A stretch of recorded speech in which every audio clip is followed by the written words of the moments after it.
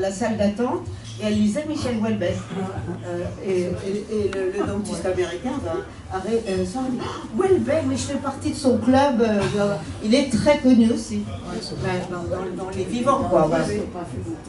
Non mais vous voyez, même en France, maintenant, c'est comme quand on est enceinte, tout d'un coup on a l'impression de voir que des femmes enceintes. Alors parce qu'on m'a dit, toi ton Proust on va partout, c'est parce que t'es Proust. Et bien regardez, il n'y a pas une préface d'un roman, un truc à la télé. Proust est devenu synonyme de littérature. Oui. Ça c'est très net. Alors que Victor Hugo, on le cite, mais c'était surtout un c'est un génie universel, mais il est connu surtout pour ses scénarios, enfin...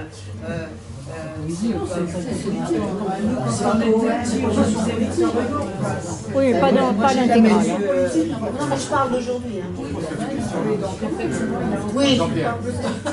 Ce que je voulais dire, comme on est dans un café histoire aussi, c'est qu'il y a non seulement une histoire de l'art, mais peut-être une histoire de l'histoire de l'art. Parce que nous avons tout à l'heure dit que nous aimions tous Proust, mais ça n'a pas tous Vermeer, mais ça n'a pas toujours été le cas, parce qu'il faut bien reconnaître que pendant au moins 200 ans, il était complètement ignoré. Alors, il faut se demander pourquoi, parce que les modèles, c'était quand même les grands peintres italiens. Tous les peintres allaient se former à Rome, mais c'était vrai à l'époque de Poussin, c'était vrai encore en 1860. Oui.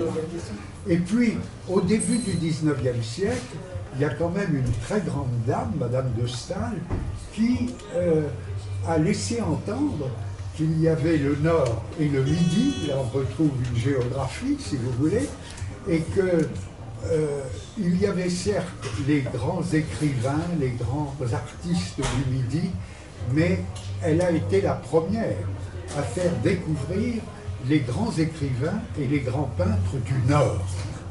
Et petit à petit, cette idée a fait son chemin jusqu'au jour, et là, moi je voudrais, parce que j'aime beaucoup qu'on se souvienne de lui, où Eugène Fromentin est allé en Belgique, aux Pays-Bas, et en a ramené en 1875, donc un peu avant que Proust, Proust appartient à la génération des lecteurs d'Eugène Fromentin.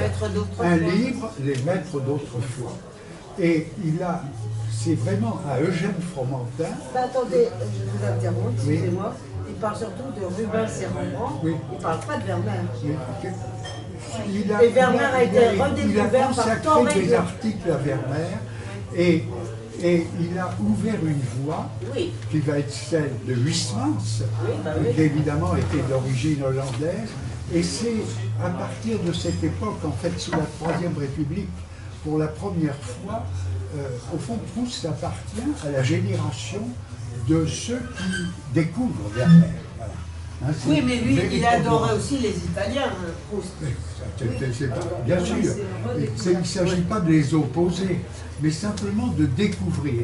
Parce qu'auparavant, vous rendez hommage aux maîtres flamands, éventuellement, à des maîtres plus anciens. Voilà. Mais Vermeer n'était pas véritablement connu. Mais même parmi les peintres du Nord, il a été oublié longtemps. Il a été oublié. Et c'est donc, Torrey c'est ce que je voulais dire. Oui. Et ce qui est tout à fait nouveau quand on regarde cette toile, parce que au fond, c'est un tableau qui... C'est le tableau d'un paysage urbain. Oui. C'est-à-dire qu'il n'est pas centré sur un personnage, ni sur une scène, ni sur un monument, mais c'est un paysage urbain.